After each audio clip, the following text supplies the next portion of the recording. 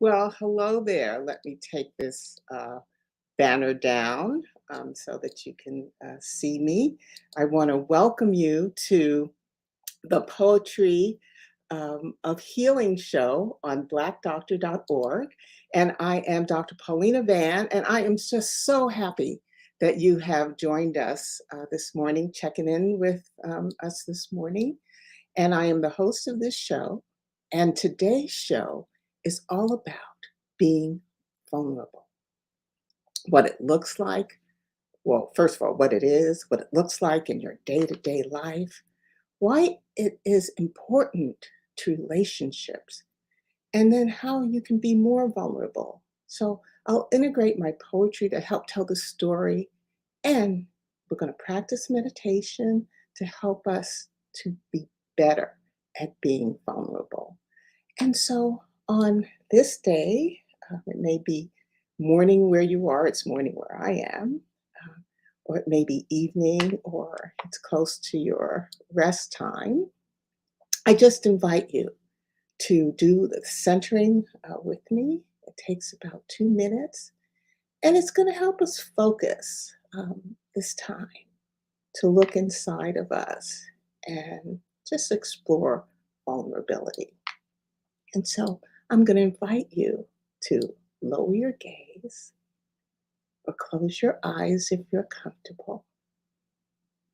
And then I'd just like you to put your right hand over your left chest where your heart is, and your left hand over your belly. So with your gaze lowered or your eyes closed, I'd just like you to breathe normally and naturally. And focus on your breathing. You know, as the air goes through your nose, you inhale that way, and then out through your mouth. And just notice, is that air cool going in and warm coming out? What's moving in your body as you naturally breathe and where your hands are? Is your belly moving up and down? And the reason I'd like you to focus on that, because I want you to use it and invite you to use it as an anchor. Because when we do meditation, when we focus, when we try to go inside, thoughts come to our mind. And that's okay, because that's what the brain is made to do, think. Uh, but we don't want those thoughts to distract us. And so if you find an anchor while you're breathing, then you can go back to that anchor. So take a deep breath in slowly and out. One more. Take a nice deep breath in and feel how your body is breathing, and you focus on that anchor. And so I'm going to guide you through this brief mindful exercise. It's called mindful listening. It's less than 2 minutes. And during my programs, I'd like you to be just comfortable. If you're kind of still in resting in bed, or you're on your sofa or chair, just wrap yourself up in a blanket and get comfortable. Now, I'd like you to pay attention, because listening is such a critical part of being vulnerable. So I'd like you to pay attention to the sounds that are right outside the room that you are in right now, or the space that you were in, because I know some of you listen to me when you're in a computer cafe. So it may be, an outside cafe or inside, but just listen to the sounds that are right outside the space where you are in. Okay. And it's drizzling where I am, and so I can hear the raindrops falling on top of the roof. The heat is on. I can hear the fan from the heat outside of my room. Now, pay attention to the sounds you hear inside the room, or the immediate space where you are. What do you hear? Are those sounds sending energy? Because sound does have energy. And finally, pay attention to what's going on inside of your body. Listen to your body. How does it feel? I know I did some stretching this morning, so I feel kind of limber. I didn't take my walk because it was raining, but I did some stretching. Okay, so I feel good. Okay. And so take a nice deep breath as we come to the end of this mindful listening practice. Take a nice deep breath in through your nose and then let it out. I wonder, what did you notice? What did you hear as we did our mindful listening? Okay. And so you can keep your eyes uh, closed, your gaze lowered. I'm just going to talk to you right now. And welcome to those viewers who have just joined us. I am Dr. Paulina Van. I'm the author of Regala Healing, which is a book of 100 healing poems to promote self-care, self-understanding, and inner healing. And I host this show, The Poetry of Healing. And we've just completed a centering exercise to kind of set the stage and prepare us and prepare the space in our minds today because we're talking about vulnerability. It's actually a good thing for both your emotional and mental health. Yet today, we're just going to focus on how vulnerability helps us to strengthen relationships and connections with others. So, before we begin, when I do these shows, these topics, they come from my book. I have 100 poems, which is full of vulnerability, and that wasn't my intent, but that's what happened. And so, what I'd like to do, I usually don't start this way, but I think it's really appropriate that I read the poem that is kind of the foundation for this session today. And so it's rightfully titled Being Vulnerable, and it's on page 71 of my book, Regala Healing. See, Regala Healing. Okay. And it's 71 of the physical book. If you have the electronic book, it's a little earlier in the book. So it's being vulnerable. Being vulnerable is frightening. Being vulnerable is enlightening. Being vulnerable draws others near. Being vulnerable creates fear. Being vulnerable transforms my thinking. Being vulnerable gives me an inkling. Being vulnerable is living. Being vulnerable creates giving. Being vulnerable is turning within. Being vulnerable is how I win. And so it's important for me to be vulnerable during the times I am with you. And so I also get a little insight. So you'll have a broad view of things I talk about. So I get a little insight. And today I got insight from the guru of vulnerability, and her name is Brene Brown. And I'm going to put in the chat after the show some resources so you can learn more about her. But she put shame and vulnerability on the map. She brought it to our awareness. And then there's a life coach, which is Lois McKenyon.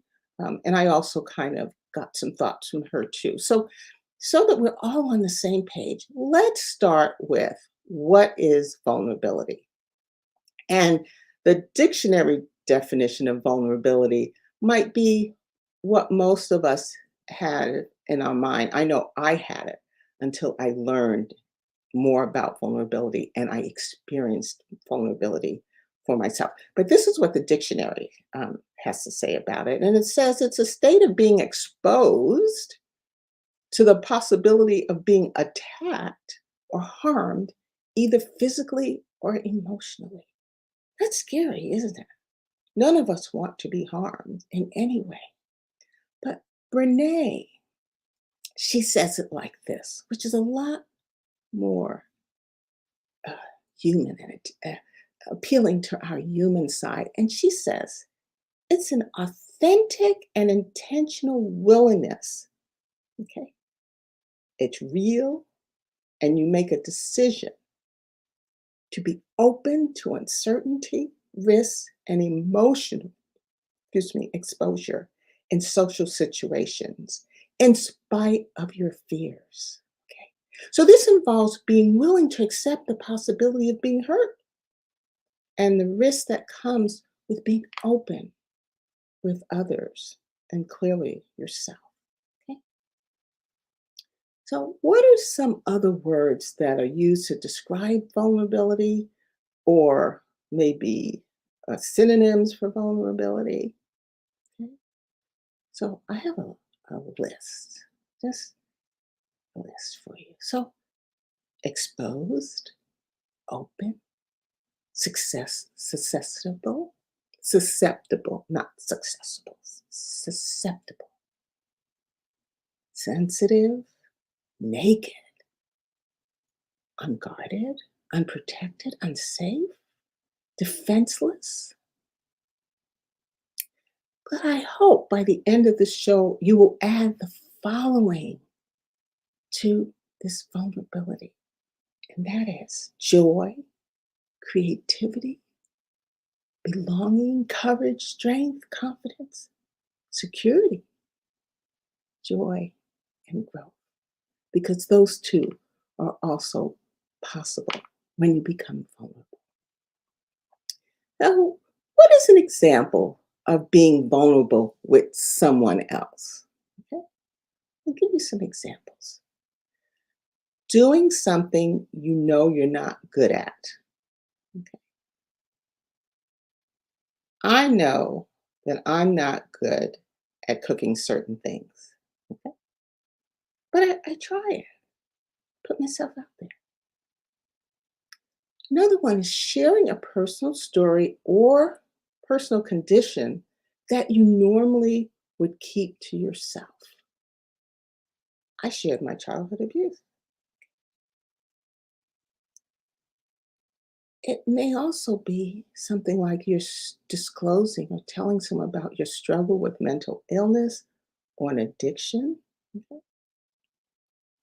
Another one is, and this is one I need to do, I've been putting it off, but it's reaching out to someone you want to reconnect with that you haven't spoken to in a long time. So as the time goes by, it's harder and harder to reach out.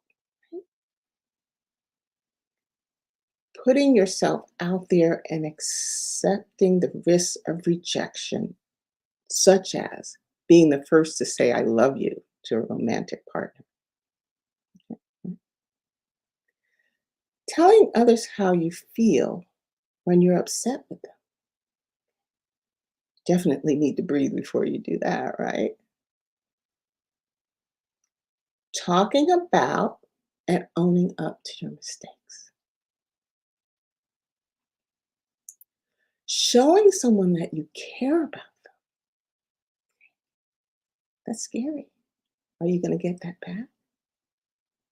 Establishing clear boundaries with others in your life. Asking for help when you're struggling. I know I struggle with asking for help. Oh, here's a good one. Saying no if you tend to say yes in order to please others. And accepting your imperfections rather than being insecure about them. That's a whole show in itself. Why do we avoid being vulnerable or may avoid being vulnerable? Because there's some folks viewing right now that they have it together. They've embraced it. But those of us who are still working on being more vulnerable. So the fact is that even when you decide to embrace more uncertainty and risks or exposure in your life that comes along with being vulnerable, there are certain triggers that may stop you right in your tracks. So let's take a look at them. Okay. You and I have been hurt before. So we kind of tend to keep people at arm's length. You just don't want to go there again. So you keep people at arm's length. For example, um, I what I do, I try to keep these examples real. So I asked this Jason. I work out with Jason, and I asked him. I said, "Why might you not be vulnerable?" And he said something that I hadn't thought about. Okay, so you you told someone very personal about yourself, and then this person perceives your story as a weakness. Okay, and then they turn around and use it to hurt you in an argument or say it inappropriately in public. Now, I want you to remember that hurt people hurt people. Okay. So send that person some love. The second thing is because you don't think you're going to get it, you don't ask for what you need. So, for example, you deserve that promotion. Okay. You don't ask for it. Well, I've learned a lot from my daughter. I haven't talked about her in a while, but when she wants some more money, she goes directly to the owner of the company and she says, "I deserve more." And you know what? She gets it. She either gets it that day or within that quarter. Okay. You might want more intimacy in your relationship, but you're afraid that if you ask for it, you'll get rejected. And the third one I want to share uh, about that is um, you don't want to change the nature of the nature of a relationship that's going very well. Okay. So, for instance, you're a member of a volunteer group or of a committee or social group, PTA or excuse me, a community group, and the relationships are working well. You're focusing on a common mission, goal, purpose, the activities. But if you bring something serious or personal to the table, will that change the relationship? Are you thinking that you may be judged or looked at differently? I want to give you an example. I belong to a very big church and have been there for many years. And, we tend to sit, well, I have to speak, but members of my church, we tend to sit in the same place, same pew, same every Sunday. And so there was this younger woman who I sat behind her for years. And one Sunday she asked me to be her mentor. And she invited me over to her house for lunch. Okay. Lunch or tea, something. And so we sat down on the sofa and we were chit-chatting. And she was married. She is married. And um, you know, she wanted to know more about me. So one of the first things I said to her is that I had been divorced. Um, and the whole tone and tenor of her posture changed. The rest of the visit was very uncomfortable. And although she talked to me at church, she never pursued a mentorship relationship. So it's interesting. So in this situation, I was being vulnerable. Yeah, I was turned away. Okay. All right. So there are benefits of being vulnerable. And I'm going to focus not on the benefits to self, because I want to focus on what are the benefits for relationships with others. So the first thing is I'm going to outline three benefits. The first thing is it builds trust. When you open up to someone, it can be a sign that you trust them. And in turn, they most likely will feel that they can trust you too. And it really sets the stage. It opens the door for both of you to be comfortable displaying vulnerabilities with each other. And it really helps you to feel closer to one another. The second is big C, communication. Being vulnerable results in better communication. So it helps you to be real. When you're vulnerable, you be real and truthful when you communicate your thoughts and feelings. And then when both of you feel comfortable doing that, it can improve communication in your relationship. And we know that communication is one of among, if it's not the top item, finances up there too, but um, if you're not communicating well, your relationship can deteriorate rather quickly. The third one I want to share with you this morning is it, when you're vulnerable, it increases your chances of having your needs met. We all want our needs met. So being vulnerable includes being open about what you need and want in a relationship, and this can help the other person understand and meet your needs, and vice versa. Okay, it helps create a healthy relationship.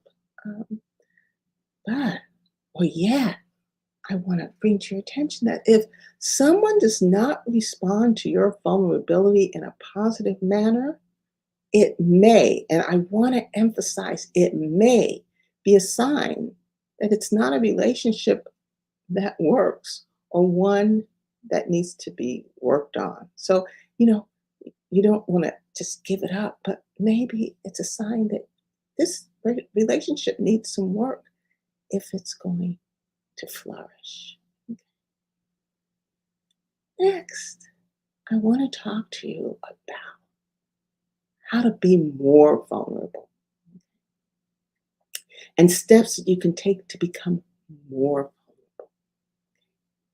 The first step you've taken just by joining me today and staying with me and learning about vulnerability and understanding what it is and what it looks like for you. And I'm going to help you just before we end, taking a look at what vulnerability looks like for you. Also, accepting that vulnerability is an important part of relationship development.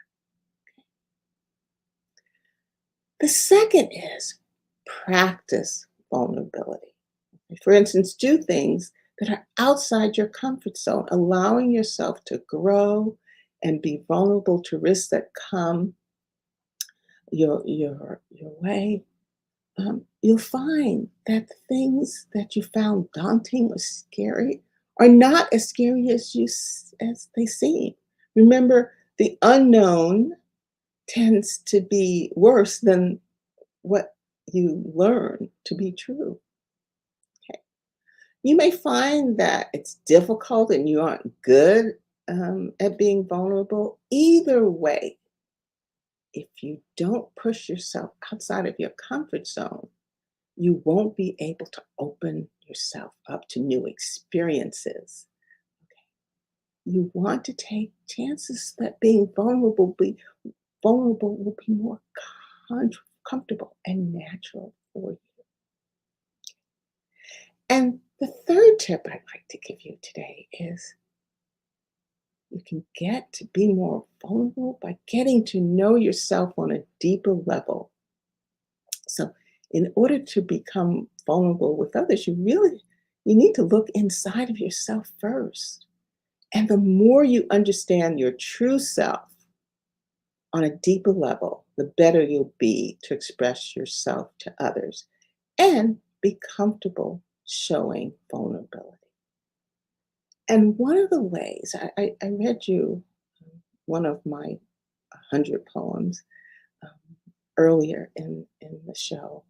And one of the ways to be more vulnerable is through meditation.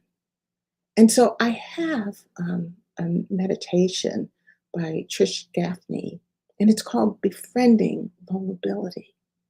And it's a 3 minute, maybe 2 to 3 minute meditation that will help you to be more vulnerable.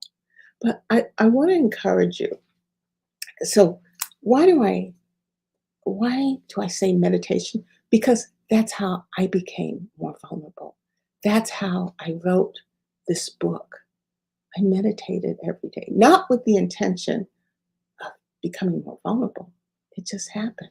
So I have many in here. I think the 100 are all about vulnerability. And I know it is because I had an early reader read my book before I published it. And she said to me, she says, "You're not going to publish this, are you?" And I said, "Yes, I am. Is there a problem with it?" She says, "It's too personal. It makes you very vulnerable." Well, I'm glad. I'm glad I did. So I just wrote down a list here, and I think I'm going to read. Um, the one that came out the gate is called "It Hurts," and I read that several times. But I think I want to read "I'm Aging." Okay, I'm aging. So it's on page 146 of my book, Without Healing, and I will read it. I'm aging. It's scary. I'm aging. At times I'm weary. I'm aging. It makes me teary. I'm aging. Walks are more laborious. I'm aging. My desire is to be victorious. I'm aging. This week I fell. I'm aging. Recovery has not gone well. I'm aging. Pain from the abrasion. I'm aging. Tetanus shot complication. I'm aging. Frightening realization that my body is now vulnerable. I'm aging. My energy simulated quartz. I'm aging. Must find the depleting force. I'm aging. I know it's more than years. I'm aging. There's abundance of fears. I'm aging. I'm more than my thoughts. I'm aging and must embrace. I'm not alone in this race. I have the love of Jesus, and I'll keep my focus on his face. So that's just one of the ones that I just open my heart about. I'm aging. But I talk about people I'm forgiving. Um, let's see. I wrote one after I had a dust up with my husband, and he's listening. Um, and oh, I also wrote one about my control issues, my perfectionism, my near death experience. So, all of these are really making me vulnerable, but it's bringing me closer to people. It's bringing, and it's freeing me. I've taken a load off me. So, let's do our meditation. And again, it's an invitation. So, I'm going to ask you to lower your gaze and close your eyes and just take deep breath in, slow deep breath in through your nose and out through your mouth. And remember that anchor, that breathing anchor. So focus on it, either the breath coming through your nose or exhale out through your mouth or your hand on your belly or your chest, okay? And so when thoughts come, just go back to your anchor. So, with your gaze lowered or your eyes closed, I'd like you to go to a situation. So, in your mind, go to a situation where you felt or feel vulnerable in your life and allow that feeling to make itself known in your body. Where does it live? Where can you feel it? What does it feel like? Is it full or empty, sharp or dull? Is it tight? I know when I feel vulnerable, my throat gets tight. So, where do you feel it the most? And I'd like you to take your breath and breathe into that area. Okay? Breathe into your heart area, breathe into your throat area. And just let your breath expand that area. And allow your feelings to become full and present. To allow yourself to feel. feel this vulnerability. Okay? Remember to keep breathing slowly, allow your body to keep breathing. And I'd like you to begin to shift and to tell that vulnerability that you feel in your body, say, I welcome you. Please teach me what you know about me that will help me to be more real and a whole person who I can make friends with all of my feelings, even those I don't want to, even when I feel vulnerable right this very moment. Okay. Now, I'd like you to turn your attention to the places in your body that feel alive and warm and comfortable.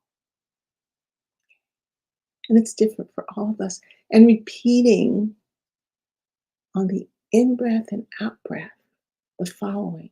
So when you breathe in, you breathe safe and then breathe out well. So breathe in safe and breathe out well. Breathe in caring and breathe out kind. You're feeling vulnerable. And when you feel that way, ask it to teach you. So the next time you sit for meditation, and I ask you to try to do it regularly, know that vulnerability is openness to life itself. So you can rewind this recording and do it. Okay. So as we close, and you can keep your eyes closed, your gaze lowered, and just be in this wonderful, warm place. The focus during this session has been being vulnerable with others. And we learn to be vulnerable is to accept the risks that come with being open with others and to others, especially emotionally. Being vulnerable is something that is fundamental to good emotional and mental. Every time you are vulnerable, you expand your sense of confidence, security, belonging, joy, growth. Ask your vulnerability to teach you. And as we close this session, I ask you to please join me every first and third Sunday here at 9 o'clock live Pacific time. I'd like you to like and share this program if it's been helpful to you and tag others. Leave comments. I do read and will respond to your questions. I'd like you to visit my site, regalahealing.com, and I'm going to put a QR code up before we end. And I have healing and self care resources on the site. I'm also going to drop the resources I mentioned to you, especially Brene Brown, in the chat after the show. And I just want to thank you for joining me today and allowing me to help you kind of trigger your vulnerability, embrace it, and be safe with it. As always, I wish you love and light until I see you the next time. So I'm gonna